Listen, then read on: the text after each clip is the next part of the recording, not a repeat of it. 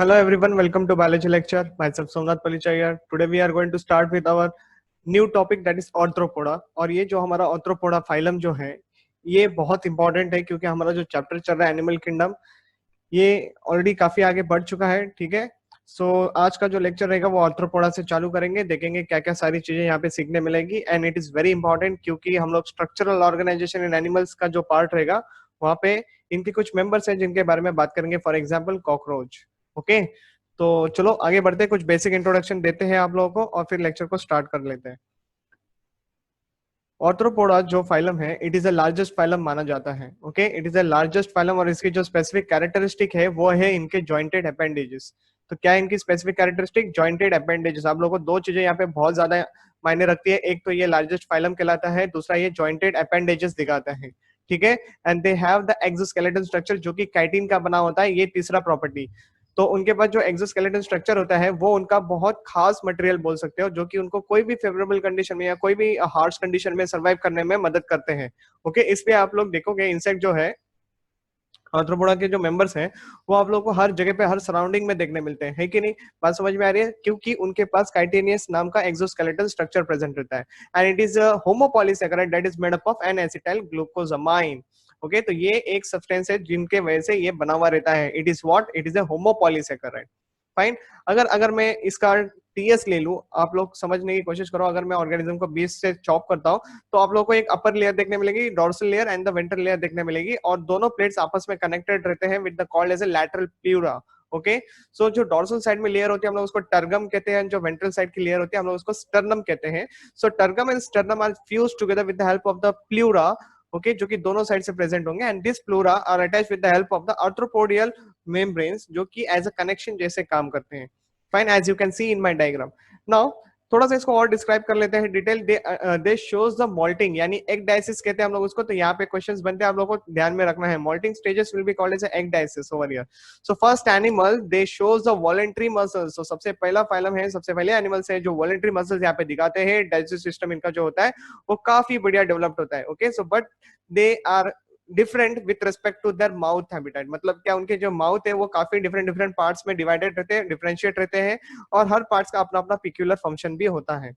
ठीक है, so let's see the mouth parts. What are the types of the mouth can be seen over here? तो कुछ चबाने के लिए होता है तो chewing टाइप, कुछ पियर्स एंड सकिंग करने के लिए होता है तो उसके अकॉर्डिंगली नाम दे दिया है, और कुछ होते हैं जो स्पॉन्जिंग टाइप भी आप लोगों को देखने मिल सकते हैं।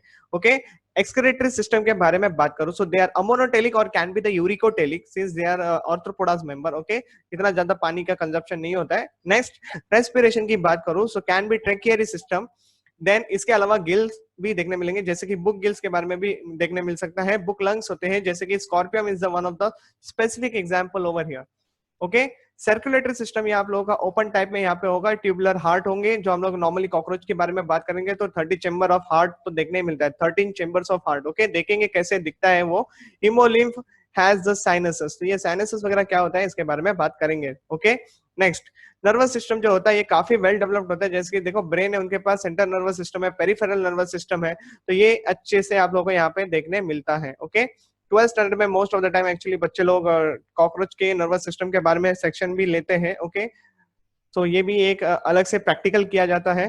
Coming to the next, triploblastic coelomates and haemocoelomates कहा जाता है, क्योंकि उनका जो सिलोमेट्स वाला एरिया रहता है वहां पे हीमोसिलोम प्रेजेंट देखने मिलेगा। Okay, then coming to the bilateral symmetry they shows. Okay, next point, the reproductive system. उनके sexes जो होते हैं वो separate होते हैं, male and the female sex will be separated. Okay, so two individuals will be there. Fertilization can be in the form of external or it can be in the form of internal. Development direct and indirect के form में होगा, क्योंकि fertilisation में हमको external internal दोनों तरीके से देखने मिल रहे हैं। ठीक है, एक्सक्रीटरी सिस्टम जो स्पेसिफिक टर्म आपके लिए यहाँ पे आ रहा है that is called as the Malpighian tubule. इसको ध्यान में रखना, we are going to discuss about this Malpighian tubule in the human physiology also, and cockroach में भी हम लोग पढ़ेंगे आगे जाके in the chapter called as the structural organisation in animals. ठीक है, next, have the urate cells which use for the storage of nitrogenous waste. उसके अलावा अगर मैं प्रॉन्स के बारे में बात करूं तो उनके पास एक अलग से ही अपना स्ट्रक्चर होता है एक्सक्रीशन के पर्पस के लिए, दैट इज द ग्रीन और द एटिनरी ग्लैंड्स। कंपलसरी क्वेश्चंस बनते हैं, याद रखो, it is a match the following type of question जो यहाँ पे बनते हैं, पूछे जाते हैं। ओके, ऑर्थ्रोपोडा के बारे में बात करूं तो दिस हैज अ 7 क्लास, जैसे कि ये जो क्लासेस है इनको कुछ कैरेक्टरिस्टिक को ध्यान में रखते हुए बनाया गया है, जैसे कि नंबर ऑफ अपेंडेजेस प्रेजेंट होना, मोड ऑफ एक्सक्रीशन दिखना। ओके, तो let's see the name of the 7 different classes, that is the Onychophora, Arachnida, Crustacea, Insecta, Chilopoda, Diplopoda and Merostoma. Okay, Merostoma. तो ये ऐसे 7 कैटेगरीज हैं जो कि हम लोगों को समझने। So let's open the one by one classes from here. तो सबसे पहले आप लोगों के सामने रख रहा हूं ओनिकोफोरा, जहां पे हम लोग बात करेंगे Peripatus, one of the example. Okay, क्या एग्जांपल है? Peripatus is one of the example, जिसको वॉकिंग वॉर्म के नाम से जाना जाता है। और ये वॉकिंग वॉर्म जो है, it is called as a connecting link. Okay, so ये आप लोगों को ध्यान में रखना है कि yes, it is a connecting link between the Annelida and the Arthropoda. तो यहाँ पे मैंने मेंशन कर दिया, we are going to describe about that. तो पहले उसके जनरल कैरेक्टरिस्टिक को देख लेते हैं। तो see, it is two groups of the living organism के बीच का कनेक्टिंग लिंक होता है। Other than this, the body is completely segmented, unjointed appendages will be seen over here. They work like parapodia. तो ये पैरापोडिया जो है, हम लोगों ने नेरिस में पढ़ा था, याद करो, हम लोगों ने प्रीवियस लेक्चर में डिस्कस किया था। अगर आप लोगों ने स्टिल द प्रीवियस के लेक्चर्स नहीं देखे, so please I will suggest you go and watch the previous videos. उसी के साथ आपके चैप्टर की लिंक बनेगी, अदरवाइज डायरेक्टली आप कहीं से भी सुनना चालू करोगे, कोई मतलब नहीं है, कोई सेंस नहीं बनता है। Okay, so please go and study your first introduction chapter से लेके, मतलब first part of this chapter से लेके अभी तक पढ़ने की कोशिश करो, सीक्वेंस में जाओ। Okay, so they work like a parapodia. Okay, the leaf like appendages जो हम लोगों ने देखे थे नेरिस में। एक्सक्रीशन जो होता है by nephridia, hemocoel, that is a characteristic feature of the arthropoda, and respiration by the tracheary systems. Okay, तो अभी 2 कनेक्टिंग लिंक है, तो 2 कनेक्टिंग लिंक के स्पेसिफिक कैरेक्टरिस्टिक भी तो आने चाहिए ना, नहीं तो हम लोग किस बेसिस पे बोलेंगे कि हाँ ये कनेक्टिंग लिंक है। क्योंकि यहाँ पे देखो, एनिलिडा की बात करेंगे तो सेगमेंटेड वॉर्म लाइक बॉडी देखने मिलेगा, अनजॉइंटेड अपेंडेजेस देखने मिलेंगे। इसी के अलावा नेफ्रिडिया जो है वो एक्सक्रीशन के पर्पस के लिए वहां पे प्रेजेंट होगा। हीमोसील है, respiration by the tracheary system, that is the case over here. तो ये आर्थ्रोपोडा के कैरेक्टरिस्टिक है, तो दोनों हमको उसमें देखने मिलते हैं, इसलिए हम लोग उसको कनेक्टिंग लिंक कहते हैं। Okay, so this is what the Peripatus look like, walking worm के नाम से पहचाना जाता है। देखो इन कितना अच्छा स्ट्रक्चर देखने मिल रहा है आप लोगों को, ठीक है। सो this is how the organism look like. So next class जो कि बड़ा इंटरेस्टिंग क्लास है, जैसे कि देखो क्रस्टेशिया के बारे में बात करें, so prawns, crab, Daphnia are the example over here. Okay, तो प्रॉन आपको पता होगा, क्रैब पता होगा। डैफ्निया के बारे में बता दूं, पोल्यूटेड वाटर में डैफ्निया कभी भी ग्रो नहीं करता है। Okay, so it is a pollution indicator also, ऐसे भी मान सकते हो। Next, the body is divided into the cephalothorax and abdomen. Cephalothorax यानी क्या, हेड एंड द थोरैक्स का फ्यूजन होता है। Okay, what is a cephalothorax? Meaning the head and the fusion ka thorax, and then there will be the abdomen will be seen, and the body is completely covered with the exoskeletal structure जो कि carapace का होता है। very very important term जो कि use होगा यहाँ पे with respect to the prawns, crabs and daphnia। तो कंपलसरी बनता है क्वेश्चन, यहाँ पे आप लोग दिमाग में रखो, ठीक है इसको। Okay, has the 5 pairs of the walking legs, generally 5 pairs, generally 5 pairs देखने मिलेंगे, उससे ज्यादा भी हो सकते हैं। respiration is branchial, that is due to the gills। Okay, due to the presence of the gills। Excretion is by the green gland, that is the atennary glands। Eyes will be there 2 pairs। Okay, this is the specific characteristic for the crustacea। अभी मैं क्या करूंगा, specific example open करूंगा, so that things will be understood very clearly। जैसे कि for example prawns मैंने यहाँ पे रखा हुआ है। yes, compulsory तुम लोगों को यहाँ पे इसका scientific नाम पढ़ना है, जिसको कहते हैं पैलिमोनी।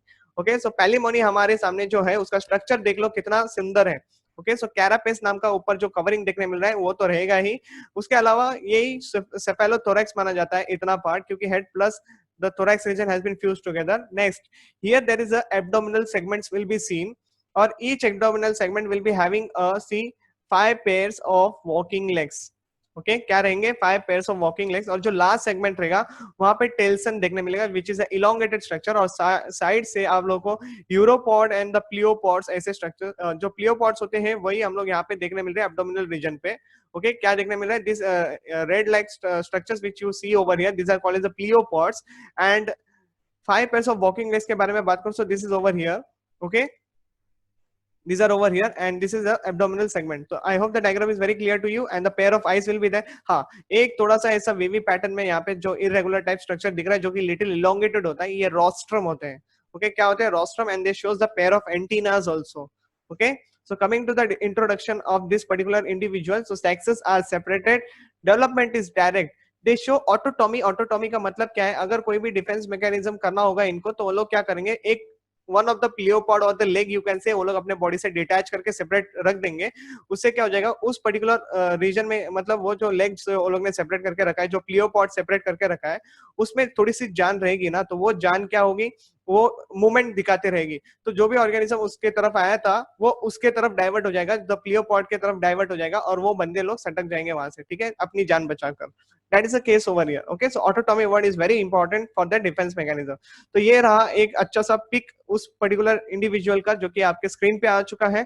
तो देखो कितना सुंदर दिखता है, you will understand very clearly.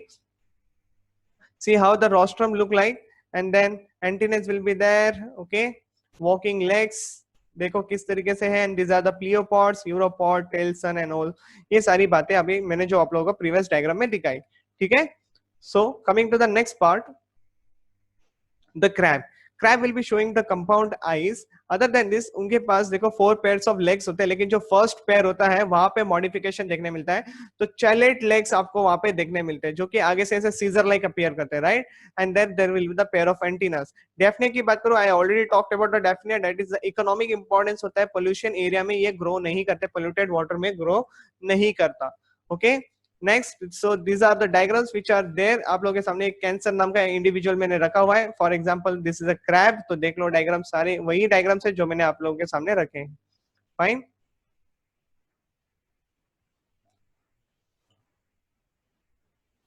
coming to the next class that is called as a chilopoda। so let's talk about the chilopoda। example यहाँ पे आता है centipede। बेटा यहाँ पे बहुत श्योर रहना, क्योंकि थिक चिलोपोडा के बाद हम लोग एक और क्लास के बारे में बात करेंगे, तो डिप्लोपोडा, यस ऑफ कोर्स, तो उसके बारे में बात करेंगे। तो एग्जांपल्स को कंपेयर करना, देख लो अभी ये जो कुछ कैरेक्टरिस्टिक है यहाँ पे, जो दूसरे केस में कुछ और ही होंगे, सो ऐसे करके कंपैरेटिव स्टडी कर लेना, बहुत इजी है समझने के लिए, और आप लोगों ने अपने रियल लाइफ में इसको देखा भी रहेगा। Okay, so these are worm like, fine. So it is a carnivore nocturnal fast moving organism। body is divided into head and the trunk region। head has the compound eyes and a pair of antennas। तो as you can see in the diagram, ये जो first segment होता है वो इसके आगे जो दिख रहा है आप लोगों को, पॉइजनस क्लॉज होते हैं इसके पास, मॉडिफिकेशन होता है, ये अपने डिफेंस के लिए यूज करता है, ठीक है। लेकिन अगर मैं नीचे बात करूं diagram, so see this is how the centipede diagram look like. समझ में आ रही है, थोड़ा डिफरेंट है जो मैंने डायग्राम बनाया था, बट अंडरस्टूड। तो ऐसा काइंड का स्ट्रक्चर आप लोगों ने तो जरूर देखा ही होगा। So these are the poisonous claws which are present in the first segment over here. Okay,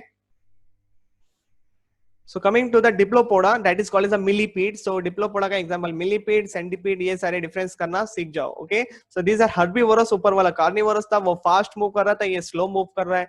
body is divided into head, thorax and abdomen region. Okay, so देखो यहाँ पे 3 रीजन देखने मिल रहा है, हेड अलग से, थोरैक्स अलग से। तो एब्डोमिनल रीजन अगर देखोगे, हर एब्डोमिनल सेगमेंट पे 2-2 पेयर ऑफ लेग्स मिल रहे हैं आप लोगों को, वॉकिंग लेग्स देखने मिल रहे हैं, है ना। लेकिन वही अगर मैं थोरैक्स रीजन की बात करूं, you can see only one pair, or na, one pair of the legs will be seen over here which are considered as the walking legs in the thorax region। बाकी जो उसके पास pair of eyes है and the pair of antennas will be there।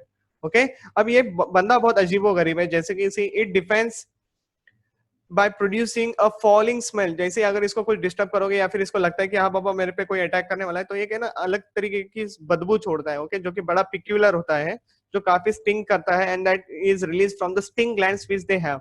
Okay, and वो लोग इतना ही नहीं तो अपने बॉडी को कंप्लीटली टाइटली कॉइल्ड कर लेते हैं। Okay, see the common thing is for both that one they shows the trachea system for the respiration and the Malpighian tubule for the exhalation। ये दोनों में कॉमन चीजें हैं।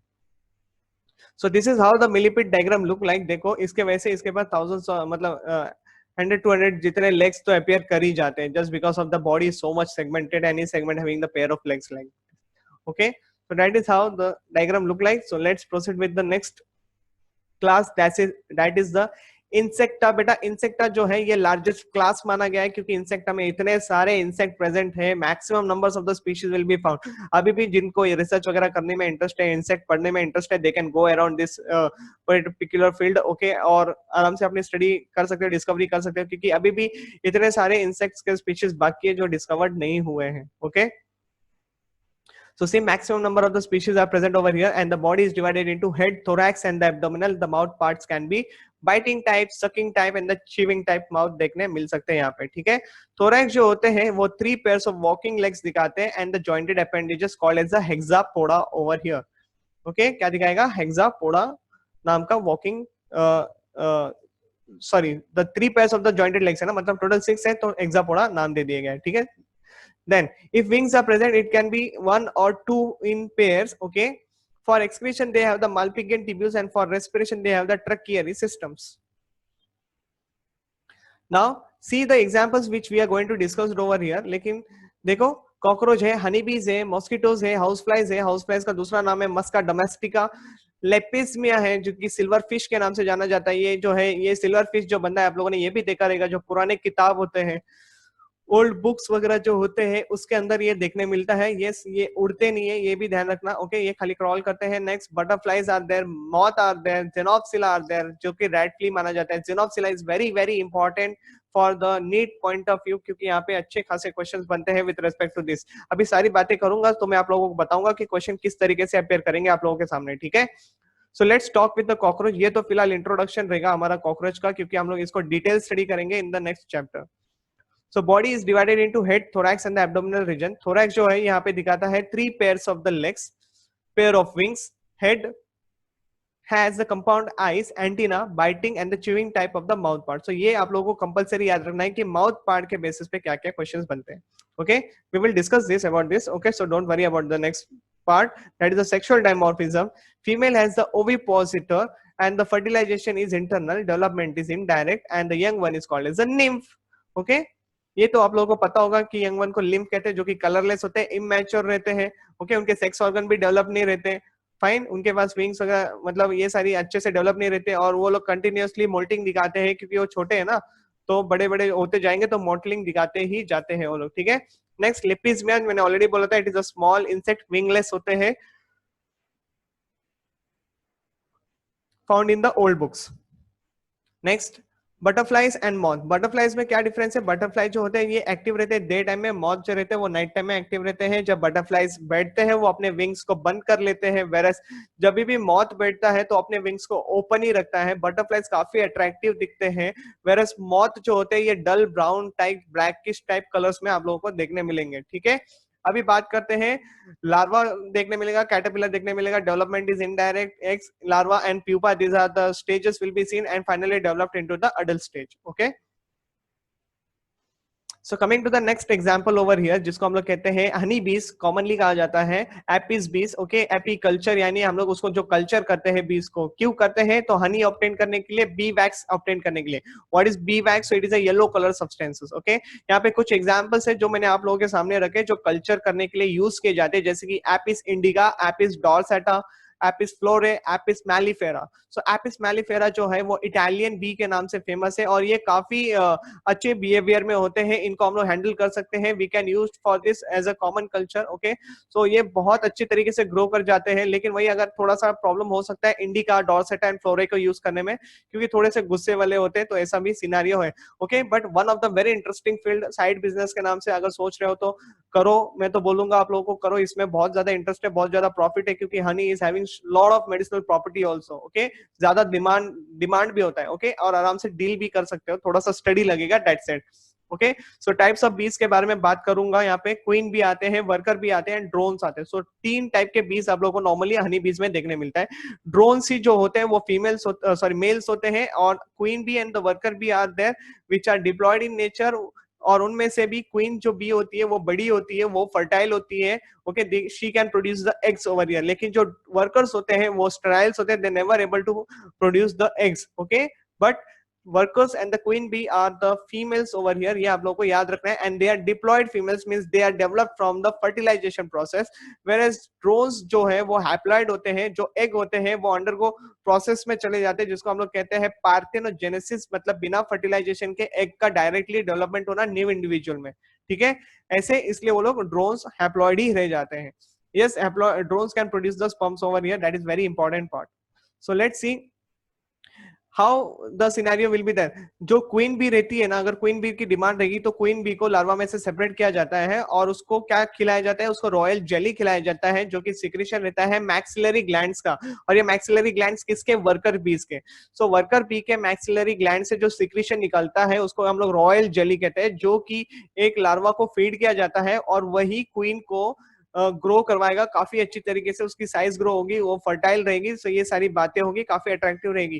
फाइन, और वही अगर बाकी सारे जो अदर देन जो बाकी के एग्स रहते हैं जो कि डिप्लॉयड होते हैं, जो फर्टिलाइज होते हैं, जब उनमें लार्वा फॉर्मेशन होता है तो उनको है ना बी ब्रेड नाम का खाना दिलाया जाता है, ओके, जो कि वो स्टेराइल हो जाते हैं और जो वर्कर्स होते हैं उनका जो पॉपुलेशन होता है वो ज्यादा होता है, okay, so that is the case over here. और ये क्वीन का जो सिनेरियो है, अगर ये जो क्वीन बी है वो बूढ़ी हो गई है तभी एक out of the you can say larva, one of the larva will be separated और उसको अलग से बी फीमेल बी में कन्वर्ट कर देंगे, क्वीन बी में कन्वर्ट कर देंगे। अगर मान लो कि क्वीन बी एक हाइव छोड़ के चली गई है तभी भी वहां पे there is a requirement of the queen bee, तो तभी भी ये केस में वो लोग ऐसे करते हैं, okay, similar kind of activity will be seen. So these are the some images, very interesting images of the Arthropoda, okay, class Insecta के बारे में बात कर रहा हूँ। So see these are the very common insect which you are familiar with. तो देख लो सारे नाम्स आप लोगों के स्क्रीन पे हैं और विथ द फोटोग्राफ्स। ये जो रैट फ्ली है इसको अभी नाम इसको देख के रखो क्योंकि अभी हम लोग इसके बारे में डिस्कस करने वाले हैं, okay. So see these are the workers, these are the drones and these are the queen bee जो काफी लंबी होती है देखो साइज में, okay, so these are the honey bees। Let's proceed with the next that is called as Xenopsylla. मैंने कहा था रैट फ्ली के बारे में बात करूंगा अभी, सो इसके ऊपर ध्यान दो ठीक से, ओके, वेरी वेरी इंपॉर्टेंट है क्योंकि हम लोगों को दो टाइप का पैरासिटिज्म एक्टिविटी यहाँ पे देखने मिलेगा। तो चलो बात करते हैं इसको लेके, जैसे कि Xenopsylla rat flea has a C bacteria which is an endoparasite। Xenophila has a bacteria, okay, जो कि एंडोपैरासाइट होता है इनसाइड इट, मतलब अंदर होता है, कॉल्ड एज एर्सिनिया पेस्टिस। यानी जेनोप्सिला के अंदर एक बैक्टीरिया होता है जिसको कहते हैं हम लोग एर्सिनिया पेस्टिस। अब ये जो एर्सिनिया पेस्टिस है ये चूहे में चले जाएगा, कैसे? क्योंकि जेनोप्सिला जो है वो एक्टोपैरासाइट है रैट के ऊपर। बात समझ में आ रही है? तो जब जेनोप्सिला रैट से अपना नरिशमेंट ले रहा होता है तभी जेनोप्सिला से होते हुए एर्सिनिया पेस्टिस रैट में चले जाते हैं और रैट क्या हो जाता है, तो प्रॉब्लमेटिक हो जाता है। और ऐसे रैट अगर ह्यूमंस के कांटेक्ट में आ जाते हैं तो ह्यूमंस को प्रॉब्लम होती है, जैसे कि हम लोग प्लेग कहते हैं, राइट। तो इस तरीके से बीमारी, प्लेग नाम की बीमारी जो होती है वो स्प्रेड होने लगती है। Fine, therefore it is known as a hyperparasitism, where आपको क्या देखने मिलता है, endo as well as ectoparasitism देखने मिलता है एट ए टाइम, ठीक है। सो नेक्स्ट जो क्लास रहेगा एरेक्निडा, इसके बारे में we will discuss in the next lecture. So फिलहाल के लिए यहाँ पे हमारा जो लेक्चर है वो मैं खत्म कर रहा हूँ। From Arachnida we will discuss,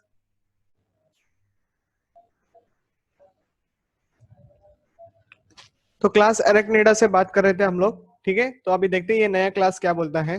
so body actually divided into the cephalothoraks, that is the head plus thorax has been fused together and there is a abdominal regions will be seen.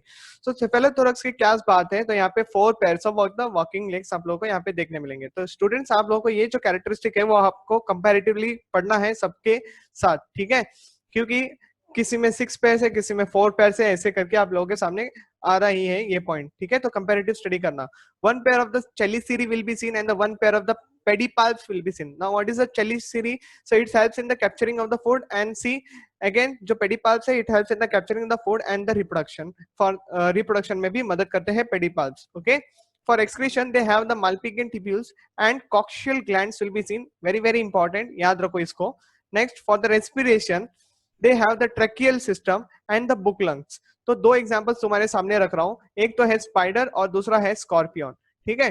सो दोनों को देखते हैं अभी। Spider की बात करूं तो spider can spin the webs because they can spin the web. Reason क्या है, they release from the webs are release from the glands which are present in their abdominal region, okay, जिसको हम लोग स्पिनरेट्स के नाम से पहचानते हैं। और दूसरी बात क्या है, तो स्पाइडर के पास एंटीनेस नहीं होते। वेरएस अगर मैं स्कॉर्पियन की बात करूं, पोस्टीरियर पार्ट जो होता है वो एब्डोमिनल सेगमेंट में होता है डिवाइडेड, और उनके पास स्टिंग रहता है एट द एब्डोमिनल रीजन में लास्ट पॉइंट पे, ठीक है, जिससे वो अपना जहर स्प्रेड कर सकते हैं। फीमेल जो होती है वो बहुत स्मार्ट होती है। देखो after copulation the females eats the male, मतलब मेल का तो मृत्यु होना ही है यहाँ पे, ठीक है। तो ये आप लोगों को समझ में आना है। दूसरी बात, जब फीमेल अंडे देती है तो अंडे देने के बाद जो यंग वन जो होते हैं वो हैच होते हैं, वो फीमेल के ऊपर ही कैरी किए जाते हैं, और जब उनको खाना चाहिए होता है तभी वो खुद के मदर से ही नरिशमेंट ले लेते हैं। तो ऐसा भी एक सिनेरियो आप लोगों को यहाँ पे देखने मिलता है, okay. So these are the diagrams of the scorpions which is there on your screen, that is a dorsal view and the ventral view over here, okay। So these are what the pedipalp structure, this is what the chelicerae is there, okay। तो ये सारे functions होते हैं यहाँ पे। Lateral eyes आप लोगों को देखने मिल रहे हैं, and then walking legs, these are the specific characteristic. और ये रहा आप लोगों का स्टिंग, जो कि यहाँ पे हम लोग कहते हैं telson. Okay, very very important. So let's proceed with the next examples. जैसे कि देखो स्पाइडर्स के इमेजेस आप लोगों के सामने हैं, mite and the ticks, these are the 3 examples which are members of the arachnids. Okay, again see chelicerae इनके पास भी है, चेलीसीरी यहाँ पे भी है और यहाँ पे भी है। ओके, एंड पेडिपाल्प्स तो तीनों में भी देखने मिल ही रहा है। फाइन, तो I hope the diagrams are very clear to you. Let's proceed with the next explanation, that is next class Merostomata. So Merostomata में तुम्हारा एग्जांपल जो आता है वो है लिम्यूलस, जिसको हम लोग किंग क्रैब के नाम से कहते हैं या फिर हॉर्स शू क्रैब के नाम से कहते हैं, just appearance of the body. Okay, इसलिए उसको ऐसा नाम मिला है। So body is divided into cephalothorax and the abdominal region where it is covered with the horseshoe shaped the carapace। जो इसका carapace जो होता है उसी के वजह से उसको नाम मिला है, क्योंकि वो दिखता है horseshoe shape के जैसे। In cephalothorax region only there are 5 pairs of the walking legs will be seen and उनमें से 1 pair जो होते हैं वो chelicerae होते हैं। Okay? For respiration they have the book gills and for excretion they have the coxial glands in abdominal at the end and narrow structures will be developed which is called as a tailson। तो tailson हम लोगों ने देखते ही आए हैं। तो this is how the king crab limulus like structure look like। देखो आप इसको, समझ में आ रही है बात? So this is what the tailson and elongated structure दिखता है। फाइन, इसलिए ये देखो इसकी ऐसी बॉडी होने के वजह से हम लोग इसको हॉर्सशू शेप कहते हैं। फाइन, नेक्स्ट जो फाइलम है वो मोलस्का है। We will see Mollusca in our next lectures, coming lectures. तो तब तक के लिए एनसीईआरटी पढ़ो, नोट्स बनाओ और आराम से रहो, ठीक है।